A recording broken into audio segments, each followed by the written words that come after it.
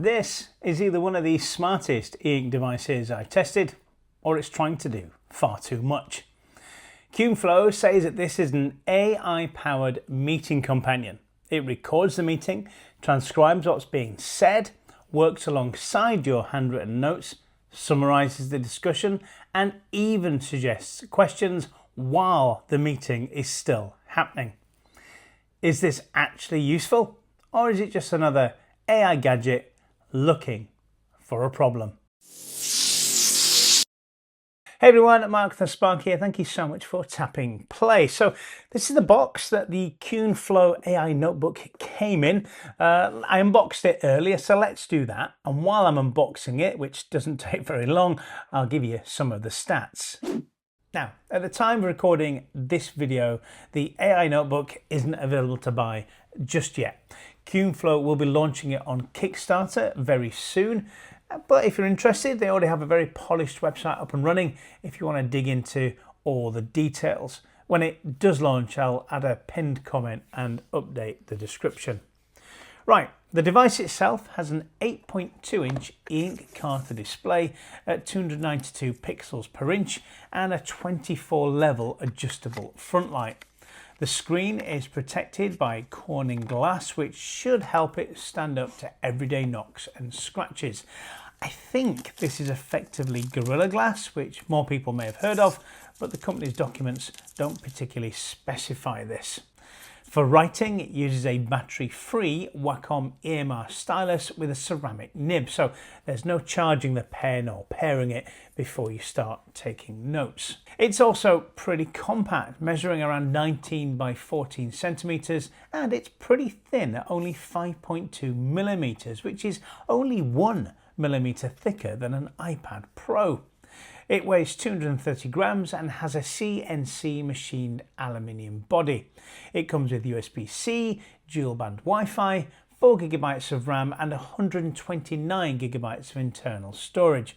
And it's all powered by a 2 GHz dual core ARM processor. Cuneflow has also included this rather nice folio case. The inside is a soft microfiber style lining which should help keep the screen clean, and on the outside it's got this leather or leather-like finish that gives it a smart professional look. They sent me this truffle brown coloured notebook. Brown isn't my favourite colour. I would have preferred the other colour that apparently it comes in, which is a very striking ash violet. All that is subject to change because it is launching after all on Kickstarter, but this does very much feel like the finished product, and they are already sending out some very useful software updates. I've had 2 just in the last few weeks. All right, that's the unboxing and all the stats. Let's get this thing switched on and I'll show you what it can do. Okay, so the power button is at the top here, and I've already set up a fingerprint on there. It is a fingerprint secured device. You have to put a PIN number in and what have you, and then you scan your fingerprint as you would have done on the iPhones not so long ago. All right, I have actually used it in proper meetings, a Zoom call and an actual in-person meeting. So I'll go through those meetings and I'll show you some of the questions and things that it generated, the summarizations, the timelines and what have you. However, they are proper meetings, so I might have to blur some names and what have you, so things are kept confidential. Anyway, let's go into this one. This was a trustee meeting that I had. Now, these are the notes that I took here, but we're not particularly interested in that. We're more interested in what it can do with the transcription. This is some of the we were talking about football, I think, before we actually started the meeting. While we're here, I'll just let you know that it does send your recordings up to the cloud and back down again, but it is all very tightly controlled security wise. I think it uses AES 256 encryption. They don't use any of your data for training, so it goes up to the cloud, gets all the magic happens, and it brings it back down, but then that is it. Nobody else can access what you have written. So this is the transcript. It's pretty I found it to be pretty good, recording pretty accurately what people were saying. It may have got some names wrong and what have you, but that's kind of irrelevant. What we're after is some of the insights here. So this was about an hour long and it was recorded it absolutely fine. Let's go to the insights here. So this is the summary. So it broke it down into a really great summary here. But if we go down here, we find even more options to ask of the thing that we have recorded. We've got a timeline here and it gives pretty good breakdown of kind of what it decides is a major section within your transcript. And I think if you tap it, yeah, it gives you kind of the headlines of what each of those sections was about. And I didn't know you could do that. We can actually slide it and it goes to the next thing. So it breaks down some to-dos. I may have blurred out some names here. So it gives you some to-dos there that come from the meeting automatically. But if we tap that there, by the way, you can use the pen or your finger as well. Decisions as well. It can give you kind of decisions that were made within the meeting too. Any disagreements, I found this pretty fun. If it detects that there's kind of things that are a bit tense within the meeting or things that have come up, problems that have come up, well, so you can see it says operational issue, the disagreement, etc., etc. Any risks, gives you some risks that it detects, key questions that might have come from it. So at the beginning we were asked, is it accurate? And everybody decided it was, so it's resolved that. When will the formal monthly budget be set? We didn't resolve that within the meeting, so it's saying pending. Who will be recruited new trustees? Again, pending. So that's pretty good. So it really does start to break this down for you. I'm not quite sure what related meetings is because that's not related. And I couldn't figure out how to unrelate it. So I don't know quite what that is. Maybe that'll become clearer in future software update. And by the way, the AI process just take a little bit longer than you might expect, but it's fine. Just leave it to for a minute or two and it'll do what it needs to. It depends on the length of the meeting, I guess, and the transcription that it has to work through. But what it won't do is keep the audio. Once the audio has been transcribed and what have you, it deletes it. So it's no longer available to listen back to. So you can't say, for example, listen to the meeting and kind of time it with the notes that you have taken. It isn't capable of doing that, and they haven't purposely made it do that. If you tap this here, so for example, when we talked about Everton here at the beginning, we can either edit that transcript if we don't think it said exactly what we thought it said, or you can break it down even further, so you can add some context to that. So we can explain the context. Here we go. We can ask any questions of it, to be honest, but these are some default questions that it thought you might be interested in knowing. As you can see here, it takes just a little while to come up with an answer. I'm not going to fast forward this bit. There you go. So it doesn't take too long. Gives you a real kind of breakdown of the context of why we were talking about Everton, breaks down the matches and things. And it even says here, AI Insight, this type of informal icebreaking is a common professional practice to establish social cohesion. There we are, and you can go back and do that. If we tap that again, and we've got some more interesting questions here. Speaker's perspective, explain the motivation. So it's acting like, if you're used to using things like ChatGPT, Claude and what have you, it's acting just like that, but it's all on the device, and it's really intriguing to kind of break down different. So you can get loads of detail out of what you thought might have been a simple meeting. You do have a bookmark here, so you can flag that as something you want to come back to. And just untap it there. That becomes very useful, by the way, in the live transcription, which we will get into. So that's that for an example. And then we had I had a Zoom meeting, so I put this at the side of the of my iPad, and again, it picked up all the voices really well, what things were saying, what people were saying, etc. There are some errors in there, but only kind of names and what have you, really. But what's important is the insight, and again, it gives you all these useful things here, and you can ask it anything. So if we go and if we tap that, ask anything. When did all this occur? I don't know if that's a question I should really be asking. Not very relevant, but we'll see what it says with that question.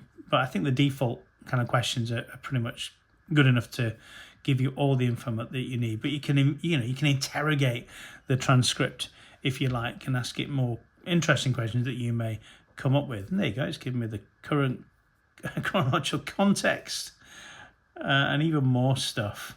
I mean, it's so intriguing, so interesting. Who'd have thought that meeting notes could become just a mine of information if you really want to. Right now, so let's try live. I will tap here. This is giving me a note. Now, just before we do the transcript, the live kind of recording, which is tapping this button here, I'll just show you some of the options you get. You've got a pen here. You don't get any other option. This is effectively a fountain pen, which I don't like. I quite like kind of more of the ballpoint pen. I mean, it does do pressure, so if you light and down, but my writing's pretty scruffy, so I kind of prefer it to feel a lot more ballpointy or pencil-like, but this is definitely a ballpoint. It's a weird kind of, this squashes down a bit as well, so it gives you, and it's very scratchy, so it is very tactile actually in terms of what it can do. What's we can do that, and then we can explain. I didn't see this before. Explain. So maybe if we've written a question down or something, wanted to open that up a little bit more. I don't know what it's going to come up with. I mean, that's just a jumble mess. And there we are. Okay, so it's giving its best guess of what you were trying to do. Let's do that again, shall we? It's very scratchy. I like that.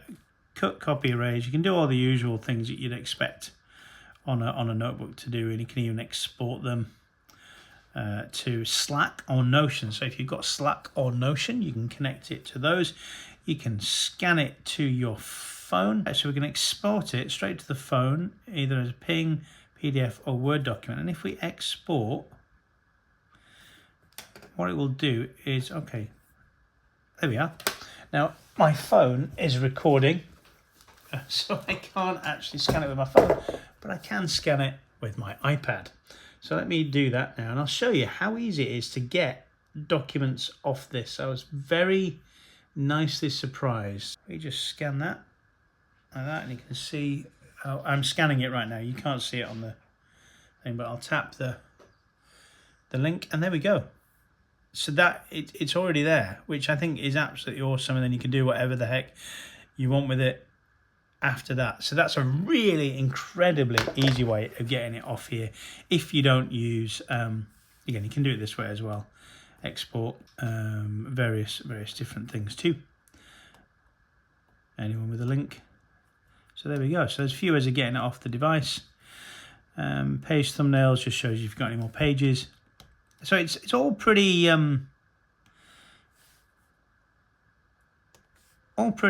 kind of standard stuff now for digital notebooks.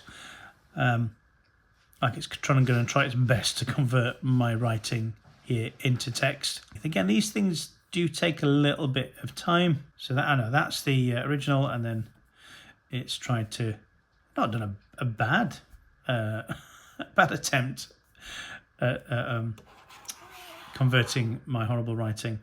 Let me erase that. That's a highlighter, I would assume. Yep. That is, I don't know what that is. Is it just to get rid of, oh, okay. It's typing. Okay. All right, so that button is typing. There we go. I wonder if it does the whole snap to think. It does. So it does a whole snap to shape as well. So all the common things you would expect it to do, and that I assume adds another page. All right, you're not interested in that per se, you're interested in the live transcription. So I'll start another document. And now what we're doing, so I press play, you can pause at any point. It will start transcribing what I'm saying. You can see there's a little light, I hope you can see that flashes on, so everybody knows that you are recording them. So we go into the transcript here, it's already picking up, and you can see here what it's doing. As I am talking, it's picking it up. Now, there's a number of things you can do with this. You can actually do live translation. So if we go to translate there, and let's pick French. Where's French? There we go. Let's pick that. And so I'll keep talking, and as you can see now, it's got the English above it, and then the French below it. So maybe if we're in a multilingual meeting, everybody could speak their own languages, and in theory, you should be able to pick it up, and they should be able to pick it up, what everybody is saying. And there we go. So is it going to keep blocking it off? And ultimately, yeah, it's thinking about it. I'll pause for a few moments. There you go. So that should now create, yes, it has. It creates. So if you pause for a few moments, it kind of creates a block, and so assumes that's happening. And you can also turn that off as well. So translate, turn off, translate, and we keep talking. It will, and as we do things, it will keep doing it. So we'll go to insights now. So it is analyzing that, but we can refresh it. And I think that kind of kickstarts it into properly doing stuff. Again, it takes just a few moments, but as I'm talking now, as you'll see here, it is still picking it up. So even though I'm messing around with other things, there you go. So it's giving me a summary of what I have written so far. So if you want to kind of go into these different things here, like timeline, again, once these things have properly done, they'll always be there, but I'm continuing to talk as it creates that new insight. We are still writing on here. Give that a few moments longer just to create the timeline of events, as it were. And again, real time. I'm not going to skip past this in the video. I want you to have a really good idea how long it takes. Again, this is, even though it's reasonably updated software quite regularly, this could get better the more they learn about how people are using it and what have you. So there we are. It's already kind of highlighting the timeline. And then if we go to, let's go to some, let's pick another one. Let's pick decisions about this. What decisions have come up in my bit of writing that I've already done? So this is going up to the cloud and coming back down. Like I say, it's all encrypted, and they don't use any of your data, so they say, for training their language models. So this is your stuff effectively staying on the device. When it's not on the device, it's heavily encrypted, and they can't decipher what you are writing in terms of anybody else outside of that. I'm going to the cloud and coming back. There we go. So we've got some stuff here already. The discussions, what we've done, established a flash and light indicator notifies participants, multilingual translation. We know we've talked about that. And again, we can always refresh it. So we can keep going. So we can ask questions of the meeting as we're having the meeting. So if other people are talking right now, you may think, okay, well, I want to open up that bit we just talked about a little bit more. So can I, what does AI suggest I could ask, or could it explain that bit better to me? So we resolve all the system continues to segment the transcript in separate blocks. And yeah, we discovered it did. What specific decisions have the system identified from recorded dialogue so far? So as you can see, within a meeting scenario, there we go, loads of stuff. I think that could be so helpful to a lot of us who attend meetings and sometimes get a little bit maybe confused about who said what, when, where, or how. We can go back to this and refresh it in time, in the timeline. So not only can we record the meetings and then ask questions of it afterwards, which may be what most people might do, you can ask it within the meeting as you're going along. And I think that is incredibly powerful. And so we'll stop the meeting there, and then we will go back. So here we go, real-time meeting. It even gives you suggestions for renaming. So it generates suggestions. So real-time meeting assistant demo. So that's what we did. So we'll save that. So it's done that. There's a little thing there, but that only changes the name. You can't, like I say, you can't listen to the audio. So we'll cancel that. Okay, obviously as the meeting is going on, which I didn't show you, so let's do another one. As the meeting is going on, you can take notes. Obviously I should have shown you that, shouldn't I? So as you go, things get recorded in various ways. What they heavily suggest on their website, that's Cuneflow, that is that when we write, we remember better, and that's absolutely true. There is a slight disconnect. I wish I could zoom in. I wish I had one of those. There's a slight disconnect from the screen to the pen. Maybe I'll try and zoom in here. Can I create another page? There we go. I'll try and zoom in here. Maybe that might show you on the recording. I'll see if I can achieve that. So there is a little bit of a delay, but I think when you're writing, oops, you're not going to see that too much. There we are. So again, just click the tick mark there, and then it will start doing all the things that we wanted it to do. There you go. There's a transcript. So let's just go through these options again. Insight, or the note itself, the transcript, or all the pages, PDF or Word. As you are, let's do another note. I keep forgetting these features. This is so good. As you are writing and you go into the transcript, as you're having a meeting and you're recording, I'll pause a few moments just so it thinks that I'm doing a new section. If you think, oh, do you know what? That section was really interesting. I'm gonna bookmark that, flag it, so I know that's somewhere that I need to definitely look back on. So there we go. So we're flagging all these sections. So that's good. So if something particularly important you want to know, you can flag it. And we'll just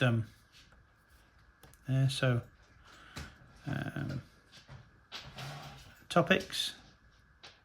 So these are called topics then. Okay, that's interesting to know.